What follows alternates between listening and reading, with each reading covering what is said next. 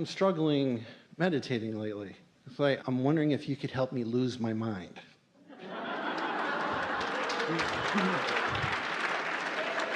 Well, you've done the most important thing, which is you have decided that that's a good idea. And while lobotomy is one,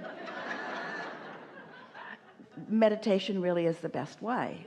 But you've already sort of set yourself up for some limitations by acknowledging that it is difficult for you. So what is your experience? When you sit to meditate, what's your experience? Well, at first, I tried meditating like years ago. And well, anything more recent? Well, no, yes. Because my years experience ago, now is... You see, don't drag the failure of years ago into the present. No, it was Let's more talk about successful years ago. So how so?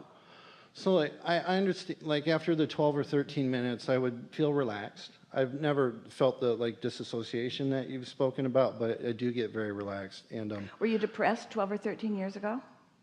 Yeah. So what do you think is the difference? If you were successful in your meditation then, more than now, can you identify anything that was different then than now? Well, then I was just doing it. It's like now I think I'm doing it with intention. And well, did you hear us talking today about maybe finding some different intention, not meditating for some purpose, it's like receiving something like a book or something, but meditating with the intent of feeling the satisfaction of no resistance? I think sometimes when I'm meditating, I just feel like it's not coming. But you're thinking then. You're taking score of it. Am I meditating? Am I meditating? Am I meditating? Am I meditating? Nope.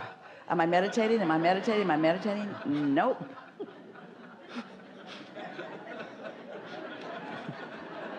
How about now? How about now? How about now? How about now? Nope. I know. Well, and I'm like, how do I not do that? And I was wondering if there's other things. Here's the thing, and everybody relates to this. Here's what's going on. Your conscious mind has been trained, even by the memory within the cells of your body. Your thinking mechanism wants to think. It just does. You want to evaluate. You are born to do that step one thing where you compare and you observe and you evaluate and you decide. So you've got this deciding mechanism that you're born with, that is meant to decide, that wants to decide, that now all of a sudden you've decided that you're going to quiet it down. Well, it's not coming that easily because there's momentum in all these thoughts that you've been thinking. Your brain, it's not a storage cabinet where there are all these memories and things. It's a transmitting and receiving mechanism. And so the fact that you've been thinking a lot of thoughts about a lot of things means you've got some momentum going. And so those active thoughts are being received by your active brain, and that's why it's hard to quiet that brain down. It is. We acknowledge it's not the easiest thing to quiet your brain down, and you can't just stop thinking about a subject, which means you certainly cannot stop thinking about all subjects, because there's momentum, it's happening, and to just all of a sudden decide that you're going to shut it down, you can't. If we said to you, stop thinking about that, you'd be thinking about that thing that we asked you to stop thinking about. I'm not going to think about that anymore. Well, you're thinking about that thing you're not going to think about, but it's like, I'm going to stop smoking. Well, all you want to do is smoke more because you're thinking about not smoking. So what happens is, since that's the way law of attraction works, it's necessary for you to find something else to think about, something that has a different vibrational frequency, something that doesn't have as much momentum. So what we recommend, it's really an easy thing, is to find some sound to give your attention to. Now, in the beginning, Esther was encouraged to focus on her breathing, which she did, and that worked for her. She just counted her breathing. Esther said to someone the other day who was arguing for her limitations about meditating also, Esther said, sometimes I have to relax and start over 20 or 30 times in the first 5 or 10 minutes of meditation, because there's so much going on. There's something happened that's really got my attention, and there are a lot of people thinking about it, and because I've been thinking about it, then there are a lot of people thinking about it, and so it's just the way it is. But because I care about quieting my mind, I keep reaching for quiet, I keep reaching for quiet, I keep reaching for quiet, and eventually I find quiet, Esther says, and eventually anybody can. So what Esther has discovered is that if she will listen for a sound in the room, she lives mostly in hot country, so there's usually an air conditioner going, and that's a pretty good thing to focus upon because it's running consistently. Can you hear it in this room? Mm-hmm. Now, did you notice that you weren't aware of it because we were making so much noise that you couldn't be aware of it? And it wasn't until we stopped talking that you could even be aware of it?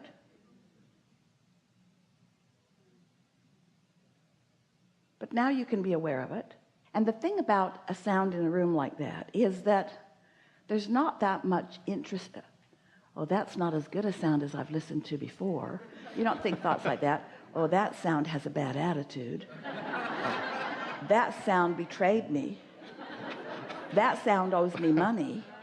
You just don't have all that connection to that sound. So that boring sound that you've decided to focus upon will quiet your mind. Because you didn't say you're not going to think about something. You said you're going to think about something. So you turned your attention to something. Now sometimes Esther will think about it, and then her mind will wander on to other things, and then she'll think about it. Sometimes it takes a little while to get focused upon it, but when you do, when you get enough quiet momentum going on this boring subject, your mind will quiet down, and when it does, you will feel it. It will be a visceral feeling. It will be a physical feeling. Some of you began feeling it just in the few seconds we asked you to focus on that sound.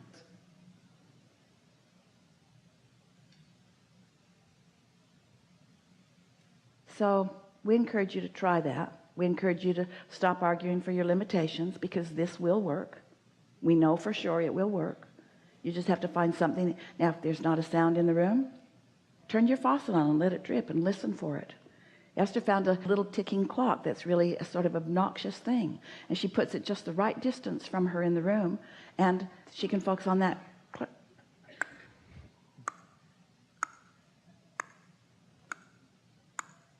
Just something that gets your attention, because your mind is trained to focus on something. It wants to focus on something, but you're the decider.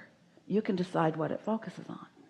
And once you do that, you only have to do that a time or two, where you actually quiet your mind and actually feel. Now, in your meditation before, do you remember feeling that feeling of detachment?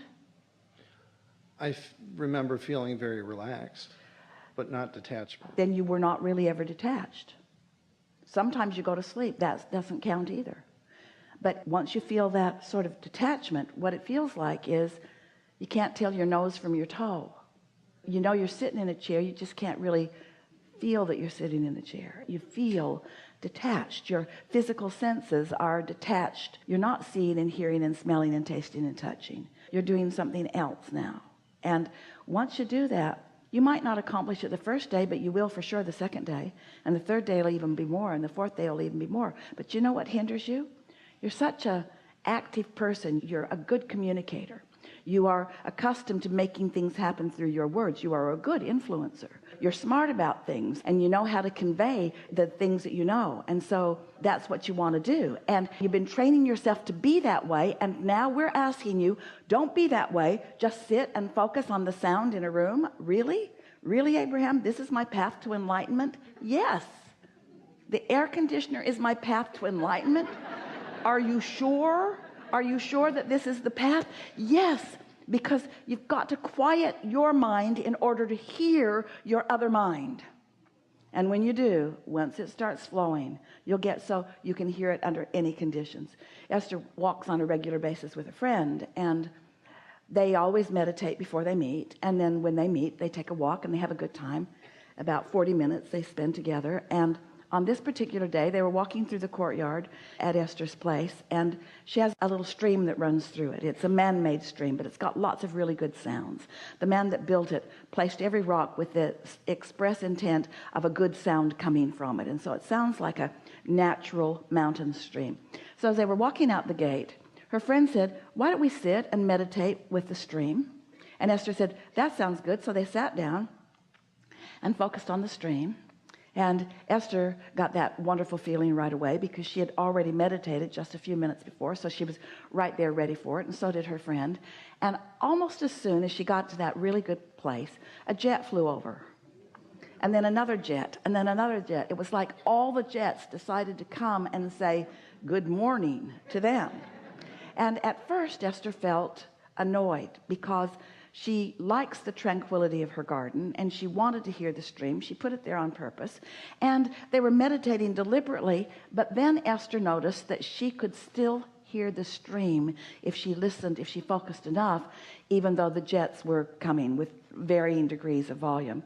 And Esther was delighted to recognize that she could accomplish the same thing even in that situation. And as they walked, they were discussing what had just happened, and Esther said, you know, this was just the best thing, because this is the way it is when we're out in the world. The world doesn't be quiet so that we can tune to our guidance. The world goes on. We have to be able to tune to our guidance with the world going on. We have to be able to find that connection even though stuff's happening around us. And that really is the key to alignment. It's the key to the receiving mode. It's the key to living happily ever after. It's the key to being in that vibrational stance where you can let the well-being in no matter what's going on around you. It's the key to unconditional love and life. Because as long as there are conditions that are annoying or too loud or too whatever that prevent you from what you decide, from what you intend, then you're living a very conditional life. Then you're like so much of the world. You need to control the conditions that you can't control, which will make you depressed. The belief that you've got to control these conditions. So if Esther had said, I've got to stop those jets so that I can feel good, well, good luck on that, because they were on a training exercise and there were a lot of them, and they were circling over that canyon, and they were there for a while. And Esther had no control over what those jets were doing. You don't have any control over most of everything that's around you. So when you give up control of the external conditions and you accomplish control of your own focus, oh, you tap into a power, you tap into a clarity. Do you know that one who's aligned with that is millions of times more powerful than one who's just banging around letting conditions affect them? This is really worth going for. This is worth saying, I am committed, I am decided that I'm going to spend 15 minutes and I'm going to quiet my mind, and it doesn't matter to me if I do it today or tomorrow or the next day. I don't care if it takes me 6 months to accomplish it. I'm going to learn how to tap in to the energy that creates worlds, and I'm going to use that energy toward the things that matter to me. Decide it and do it. It's easy. It's easy. It's easy. It's easy. It's as easy as sitting down. That's easy. It's as easy as listening for something. That's easy. And it's as easy as continuing to listen for that something. That's all that it is. And then suddenly you're thinking, and you're thinking, am I thinking? Am I thinking? No, that's not anything I was thinking about. This isn't a continuation of my thought. This is the thought of Source. This I will listen to. Helpful? Yes, I'm going to keep trying. Just another thought that I had. Well, as Yoda says. Okay. I will continue to set the timer for 20 minutes every morning. There's a Starbucks in the area where Esther lives, and her family and Esther, when they go through the Starbucks, they've started the fun of placing their order and also asking for an inspirational quote, just for fun. And when they do, the response through the speaker is, oh, it's you guys. And they say, yep, it's us, and get ready for us because we're going to be at the window soon. And the last inspirational quote was, do or don't do. There is no try. There is no try.